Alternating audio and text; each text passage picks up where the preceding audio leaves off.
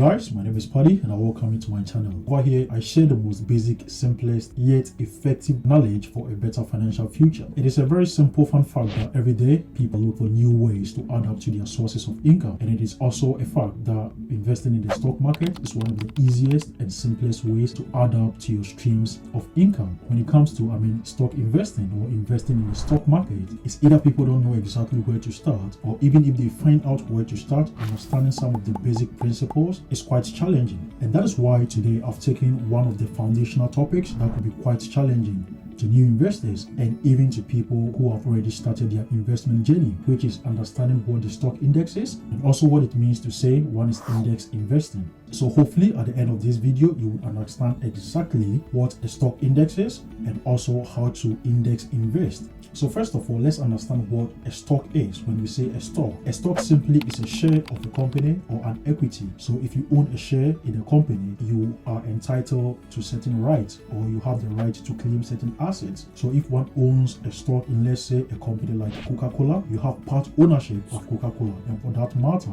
you can claim certain assets or rights, which includes dividends anytime dividends is declared.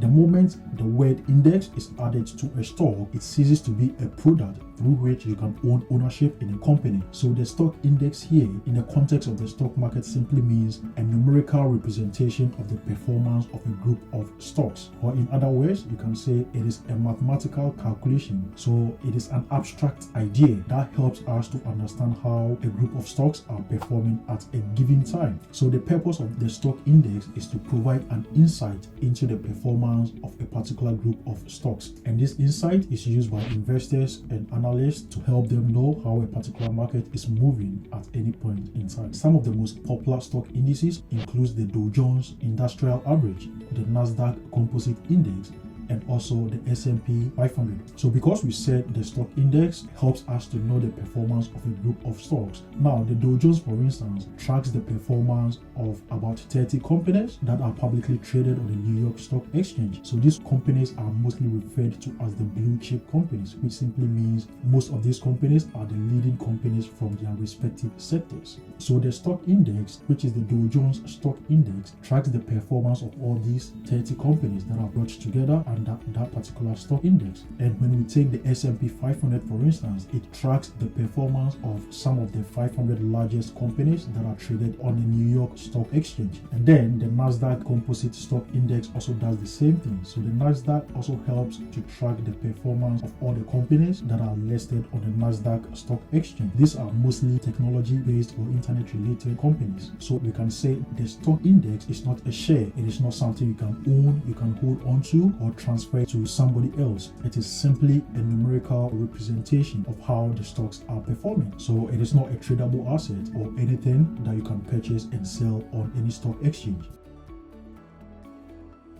Because the stock index already existed, the financial institutions have come up with a creative way through which we can invest in the stock market using the stock index. And this is by the creation of some financial products that track the performance of the stock index. And some of these financial products include ETFs, index funds, and mutual funds.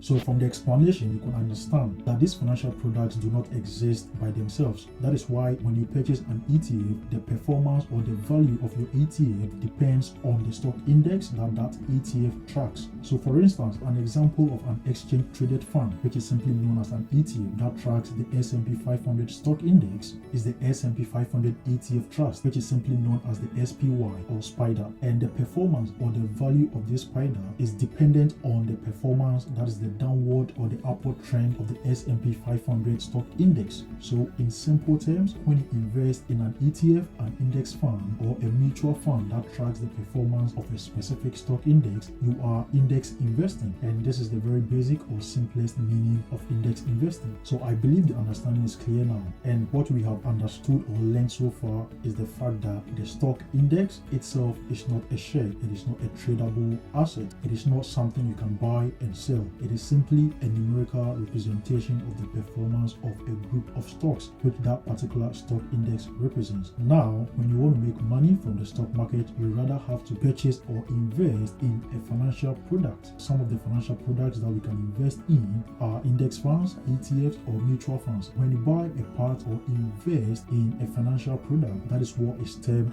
as index investing. So that is it, guys. It is quite easy to understand. If I've provided any useful knowledge to you, consider liking and sharing this video, and don't forget to subscribe to my channel. My name is Paddy, and I will see you in the next video.